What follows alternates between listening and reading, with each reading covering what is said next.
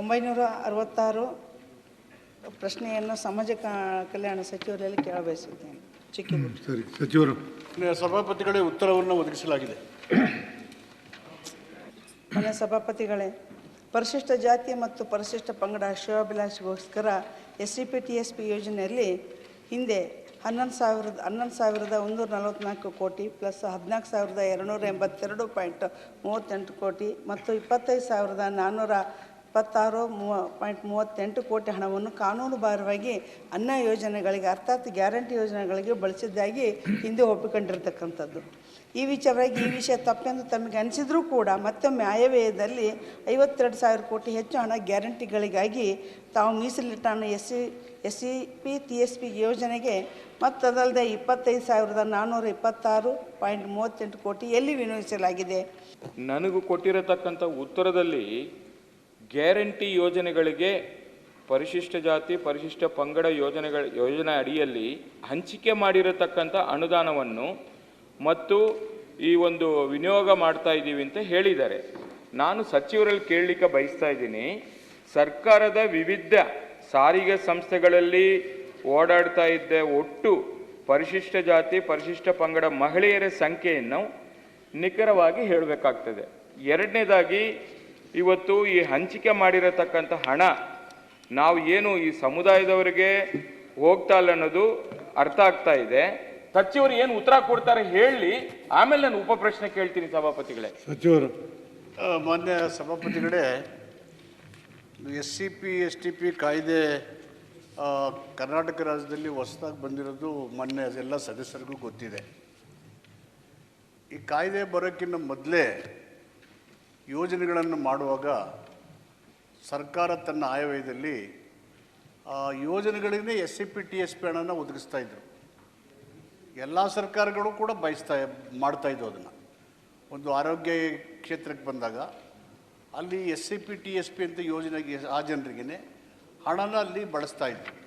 ಅದೇ ರೀತಿ health, education, agriculture, ಇದು ದೇಶದ ಎಲ್ಲ ರಾಜ್ಯಗಳ ಸರ್ಕಾರಗಳು ಕೂಡ ಮಾಡ್ತಾಯಿದ್ದಾವೆ, ಯಾವುದೇ ಪಾರ್ಟಿ ಸೇರಿರಲಿ. ಕಾಯ್ದೆ ಮಾಡಿರ್ತಕ್ಕಂಥದ್ದು ಕರ್ನಾಟಕ, ಭಾರತ ದೇಶದಲ್ಲಿ ಈಗ 3 ರಾಜ್ಯಗಳು, ತೆಲಂಗಾಣ, ಆಂಧ್ರ ಮತ್ತು ಕರ್ನಾಟಕ.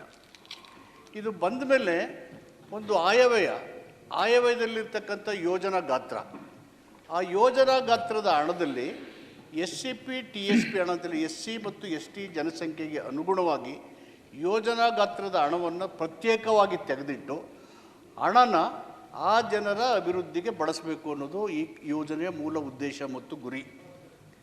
ಇದನ್ನು ಮಾಡುವಾಗ ಆ ಕಾಯ್ದೆನಲ್ಲಿ 7A, B, C, D ಅಂತ ಕಾನೂನುಗಳನ್ನು ಮಾಡಿದ್ದೀವಿ.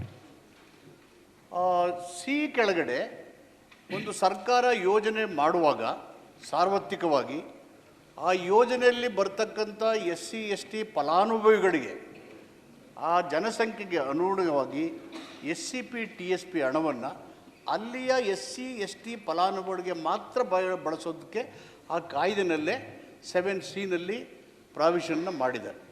ಇದು BJP ಸರ್ಕಾರ ಇದ್ದಾಗೂ ಮಾಡಿದ್ದಾರೆ, JDS ಕಾಂಗ್ರೆಸ್ ಇದ್ದಾಗೂ ಮಾಡಿದ್ದಾರೆ, ಕಾಂಗ್ರೆಸ್ ಇದ್ದಾಗೂ ಮಾಡಿದ್ದಾರೆ, ಕಾಂಗ್ರೆಸ್ JDS ಇದ್ದಾಗೂ ಮಾಡಿದ್ದಾರೆ, ಈಗಲೂ ಮಾಡಿದ್ದಾರೆ, ಮುಂದೇನೂ ಮಾಡ್ತಾರೆ. ಸೊ ಕಾಯ್ದೆ ಪ್ರಾವಿಷನ್ ಇರೋದ್ರಿಂದ ಇಲ್ಲಿ ಈ ಹಣನ 24.1% ಹಣನ ನಿಗದಿ ಮಾಡಿ ಈ ಯೋಜನೆಗಳನ್ನು ಮಾಡಿದ್ದಾರೆ. ಆ ಯೋಜನೆಗಳು ಸಾರ್ವತ್ರಿಕವಾಗಿರ್ತಕ್ಕಂಥ ಗ್ಯಾರಂಟಿ ಯೋಜನೆಗಳು.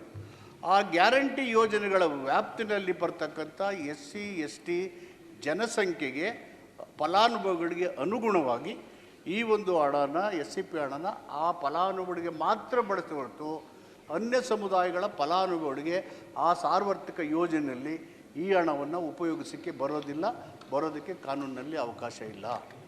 ಸೊ ಇದು ಸ್ಪಷ್ಟತೆ. ಇದು ದೇಶದ ಎಲ್ಲ ರಾಜ್ಯ ಸರ್ಕಾರಗಳು ಮಾಡ್ತಾಯಿದ್ದಾರೆ. ಅಲ್ಲಿ SCP-TSP ಕಾಯ್ದೆ ಇಲ್ಲ, ನಮ್ಮಷ್ಟು ಹಣನ ಇಡೋದು ಇಲ್ಲ.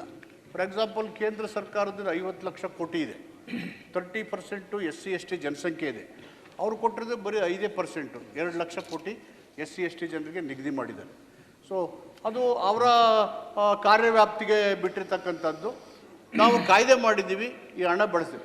ಇಲ್ಲಿ ಈ ಹಣನ ದುರುಪಯೋಗ ಮಾಡ್ತಕ್ಕಂಥ ಅಥವಾ ಬೇರೆ ಅನ್ಯ ಉದ್ದೇಶಕ್ಕೆ ಬಳಸುವಂಥ ಪ್ರಶ್ನೆ ಬರೋದೇ ಇಲ್ಲ.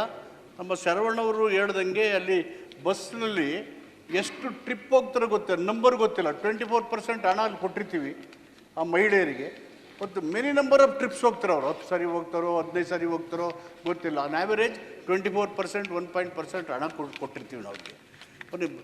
ಅದಕ್ಕಿಂತ ಹೆಚ್ಚು ಸಲವೂ ಅವರು ಪ್ರವಾಸ ಮಾಡಿರ್ಬೋದು. ಹೀಗಾಗಿ ಈ ಹಣನ ದುರುಪಯೋಗ ಮಾಡ್ತಕ್ಕಂಥ ಗ್ಯಾರಂಟಿ ಯೋಜನೆಗಳಿಗೆ SC ಜನರಿಗೆ ST ಜನರಿಗೆ ಮೀಸಲಾದಂಥ ಹಣವನ್ನು ಅನ್ಯರಿಗೆ ಬಳಸುವಂಥ ಪ್ರಮೇಯ ಉದ್ಭವ ಆಗೋದೇ ಇಲ್ಲ. ಬಿಕಾಸ್ ಕಾಯ್ದೆಯಲ್ಲಿ ಸ್ಪೆಸಿಫಿಕ್ ಆಗಿ ಇದನ್ನು ನಮೂದನೆ ಮಾಡಿದ್ದೀವಿ. ಆ ಕಾಯ್ದೆಗೆ ಅನುಗುಣವಾಗಿ ಇಲ್ಲಿ ಲಭ್ಯ ಇರತಕ್ಕಂಥ ಹಣನ ಆ ಜನರ ಕಲ್ಯಾಣಕ್ಕೋಸ್ಕರನೇ ಅವರ ಉಪಯೋಗಕ್ಕಾಗಿ ಬಳಸೋದು ಬಿಟ್ಟು ಬೇರೆ ಉದ್ದೇಶಕ್ಕೆ ಬಳಸ್ತಕ್ಕಂಥ ಪ್ರಮೇಯ ಉದ್ಭವ ಆಗೋದಿಲ್ಲ. ಅದನ್ನು ಬಳಸೋದಿಲ್ಲ, ಬಳಸೋಕ್ಕೆ ಬಿಡೋದು ಇಲ್ಲ.